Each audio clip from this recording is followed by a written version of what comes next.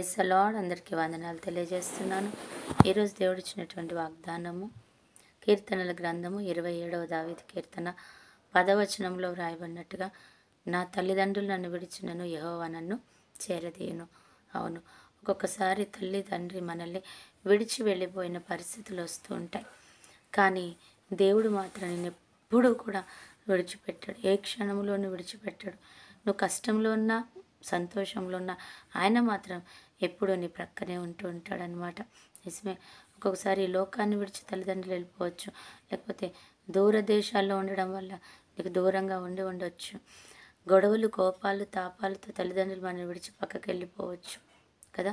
భర్త వెళ్ళిపోవచ్చు, బిడ్డలు వెళ్ళిపోవచ్చు, భార్య వెళ్ళిపోవచ్చు.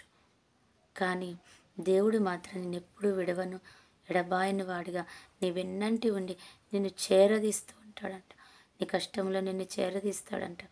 నీ యొక్క అవసరతలో నిన్ను ఆయన చేరదీస్తూ ఉంటాడంట. నిజమే.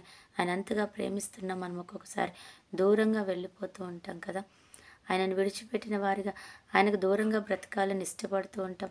ఎందుకంటే ఈ లోకం అనే పాపం చాలా అట్రాక్టివ్గా ఉండి మనల్ని ఆయనకు దూరం చేస్తూ ఉంటుంది. అందుకనే దేవుడు అంటున్నాడు, నువ్వు ఏ స్థితిలో ఉన్నా, తల్లిదండ్రులు విడిచిన స్థితి అయినా నేను మాత్రం నిన్ను చేరదీస్తాను. యెహోవా మాత్రం నిన్ను విడిచిపెట్టాడు, నీ దేవుడు మాత్రం నిన్ను పక్కకు పెట్టాడు అంటున్నాడు దేవుడు. అందువల్ల మనం నిత్యము ప్రేమించి, మన కోసం పరితపించి, మన కోసం నిత్యము ఆలోచించే ఆయనను వెతుకుదాం.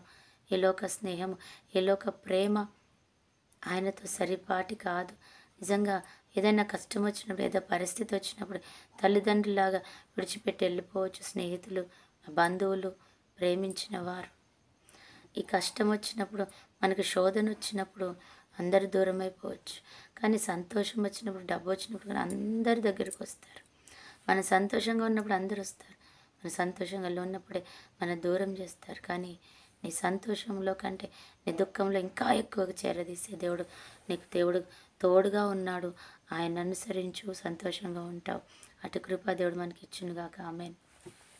పరిశుద్ధుడు అయిన దేవ, ప్రేమ కలిగిన తండ్రి, నిజమే ప్రభా, బంధువులు, స్నేహితులు, తల్లిదండ్రులు, ఆత్మీయులు ఎంతమంది నన్ను విడిచిపెట్టను, నేను ఇంకా దగ్గరగా చేరదీసుకునే దేవుడు నన్ను వాగ్దానం చేస్తున్నా తండ్రి.